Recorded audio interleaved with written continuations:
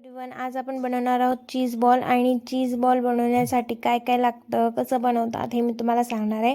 खूप टेस्टी, खूप यम्मी लागतात आणि स्नॅक्ससाठी एकदम बेस्ट आयडिया आहे. सगळेजण खातील.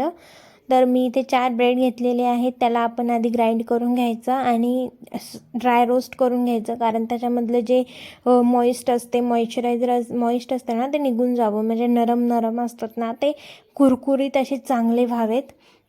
त्यासाठी असं आपण ड्राय रोस्ट करून घ्यायचं.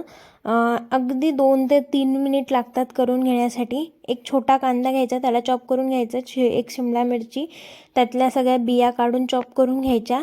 बॉईल्ड पोटॅटो घेऊन त्यामध्ये लसूण कुटून टाकलं, मीठ, हळद, चटणी आणि धने पावडर, जिरं पावडर, ब्रेड क्रम्स, आमचूर पावडर, हिंग आणि 4 चमचे मैदा घालून त्यामध्ये मी चॉप केलेले कांदे आणि शिमला मिरची घालून एक छानसा डो तयार करून घेतला, बाइंडिंग करून त्याचा.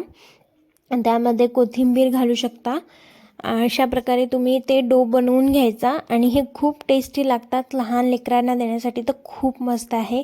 एकतर चीजमुळे कोणी खात नाही म्हणणार नाही आणि त्यांच्या पोटामध्ये भाजीपाला पण, व्हेजिटेबल्स पण जातील. तर आता आपण हाताला तेलाने ग्रीस करायचं आणि असे मी जसं व्हिडिओमध्ये दाखवत आहे तसे बॉल्स बनवून घ्यायचे. आपण बॉल्स बनवून घेतल्यानंतर आपण एक स्लरी तयार करूयात. त्या स्लरीसाठी 2 चमचे मैदा, 2 चमचे कॉर्नफ्लॉवर आणि थोडंसं पाणी घालून त्याला मिक्स करून घ्यायचं आहे. व्यवस्थित मिक्स करायचं, गोळे राहू द्यायचे नाहीत. आणि मी इथे माझ्याच्याने एक चूक झाली की इथे मी पाणी जास्त घेतलं. तुम्ही पाणी कमी घ्या. यात माझ्याच्याने चुकून पाणी जास्त झालं, तर तुम्ही पाणी थोडं कमीच टाका. आणि कन्सिस्टन्सी थोडी घट्ट ठेवा, जी व्हिडिओमध्ये दिसायली त्यापेक्षा थोडं घट्ट ठेवा. आणि ते आपण तेल गरम करून झालेलं आहे. हे चीज बॉल जे आहेत आपण स्लरीमध्ये डिप करायचे. पातळ स्लरी असल्यामुळे त्याला ती लागत नव्हती, त्याच्यामुळे मला थोडा जास्त वेळ त्याला हे करावं लागलं.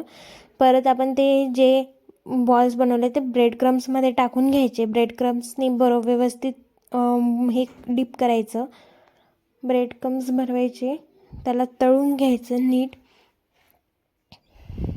गोल्डन ब्राऊन होतपर्यंत तळून घ्यायचं आणि गरम गरम सर्व करायचं. गरम असताना सर्व केली की ते चीज मेल्ट झालेली खूप टेस्टी लागते. गरम गरम सर्व करायचं.